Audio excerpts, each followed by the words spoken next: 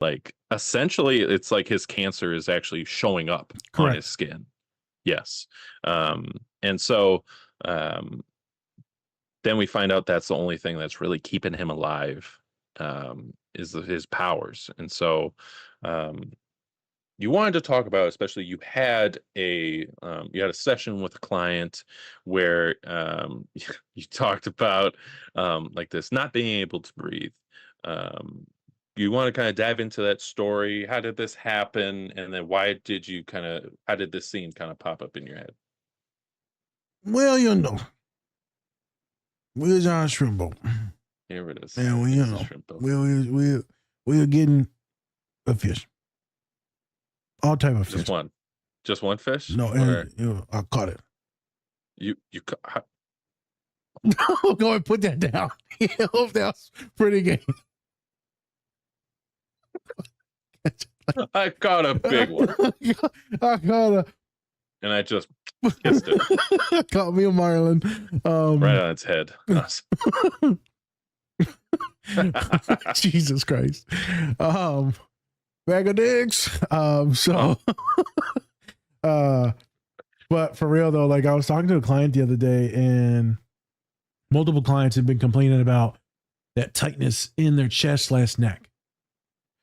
It's like it's squeezing and squeezing and squeezing, that tightness. And some reported as just like a heaviness on the chest. Heaviness. Some reported as that clenching of the throat and esophagus. Some reported it's not only that clenching, but then that acid reflux that's coming up. So not only can you not breathe, but it's that fire. That fire. So a client was describing it.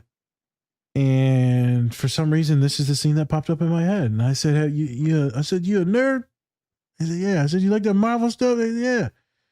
I said, remember that scene in Deadpool and how he got his superpowers and he's just in that fucking coffin thing and there's just fucking bleed all the air out? I said, that's you. She's like, you're breathing, but you're not breathing. She's like, it's just enough to stay alive. And I said, it's just like that scene. So then we talked about the scene. She's like, yep, that's it. And so we've done panic attacks in a lot of shows. We've shown full-blown turtles all the way down where you spiral, you panic attack, you're freaking out. Yeah. We've seen Puss in Boots. Inside Out 2, right? The panic attacks. That's the deep, heavy breathing. The deep, heavy breathing one was also Puss in Boots. Yeah. And then the dog? No, the cat. No, it's a little dog. It's a little weird-looking dog, lays his head on him. Oh, yeah. The little chihuahua. Little chihuahua-looking thing, yeah. And that's how they regulate. The girl regulates because her identity forms in Inside Out, and then her friends come up, validate her, affirm her. But this one, there is no affirming. That this is just full on panic. He is alone in a chamber, completely alone, isolated, helpless. It's your worst nightmare. Also, he has like people who are trying to get him to like break, essentially, mentally and physically. How's that not a representation for life? Life is trying to break many of us, Spence. Life is literally trying to make us die every day. I told a client today, I said, I don't know how you're still alive, kid.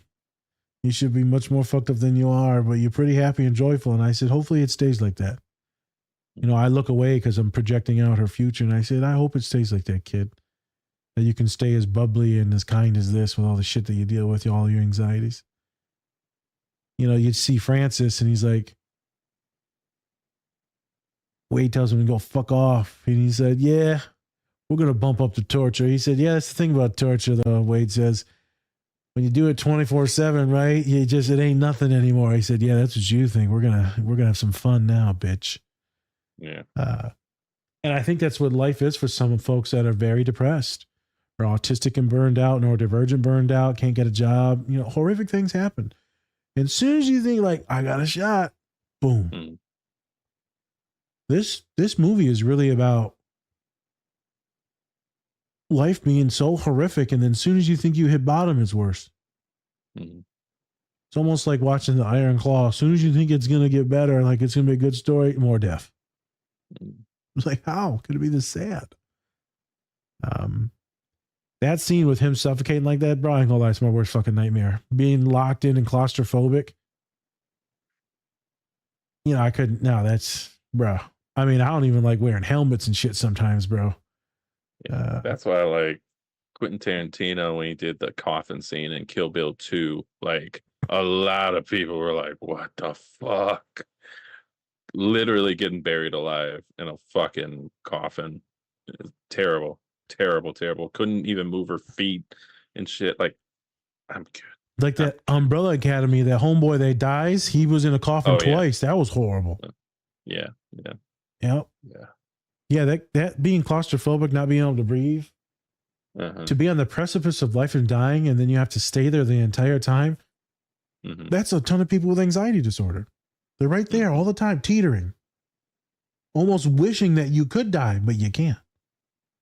That feels like generalized anxiety disorder with me with a panic attack. So I just want to touch on that scene. Don't really have to go into it much more. It's a horrific place to be.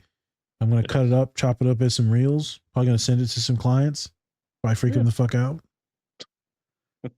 This is what you're going through. Look at it. I don't want to. Look at more. Cut to Kylo Ren scene. Yeah, cut to Kylo Ren scene. That'll be a good clip. Yeah. All right. All right. So this last scene. Wade finally gets his revenge. Finally gets it, right? Finally gets it. Finally gets it. He finally gets that good nut. One shot, one opportunity. That's it. You only get one, Mike. Mom spaghetti. All right. So this is at the end of the movie. Wade finally gets Francis and has a gun to his head. And they're kind of going back and forth and things like that. And then Colossus just comes in. He's just like, you have 4 to 5 moments in your life. Just, of course, Deadpool and both of them are just like, oh my god, dude! It's like, can you just shoot me? Can you just get it over with? I don't want to hear the spiel, the whole hero spiel. All right, that's how. What real quick? How bad is it when an autistic person starts doing a self-interest and then you literally want to die? That's pretty bad. Hey, now, don't do that. Shut the fuck Let me up, tell you about these trains. Fuck this. This dude literally is tortured, killed, sold people into slavery. And Colossus is just like, wait, don't do it. Don't do it, man. You're better than this. He's just like, no, I'm not. And then just pops him right there. He's like, you're droning on. What was I supposed to do? Huh? Like, you just wouldn't stop. Like, he's dead. It's over with. We don't have to worry about this guy anymore. That's what I like, right? Kill the bad guy finally. Stop letting the bad guy live, and then he just keeps murdering more people. Kill him. That's the duality of being a hero, right? It's like, because if you start killing people, then technically are you the bad guy in it? But then if you let them go, they're just going to keep on wrecking havoc. They're going to get out. We've seen with Batman, the Joker. It's like, why do you keep on doing this, man? Yeah. You know? No one ever gets the climax that way. At least one person gets off. Yep, he got off all right. Just with a small gun too. So I wonder if that was. It was. I feel like that was intentional.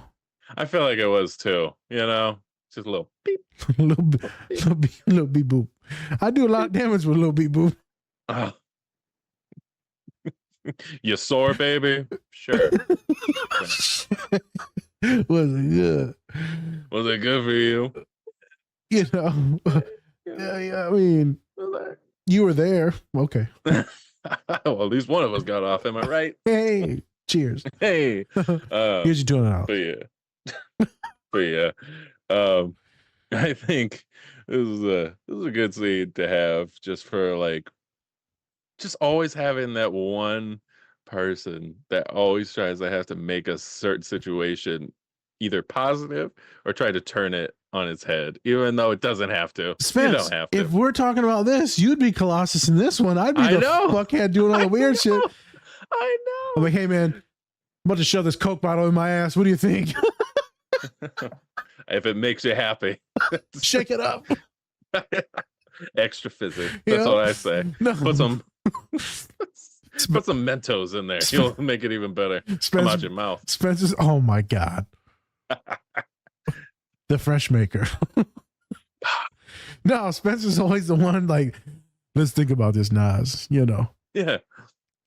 Can we go to speed limit, Nas? Like, do you have to drive just watching TV the whole time? Like, I have my moments where I want scorched earth, right? Yep. I just want to just blow my top. But at the same time, like, I also know that Reality. like we also have to know that, like, as you know, as a brown big dude, I don't want you to have this on your resume where people are like, this guy just said fuck you to me, yeah. and we should, get rid of him.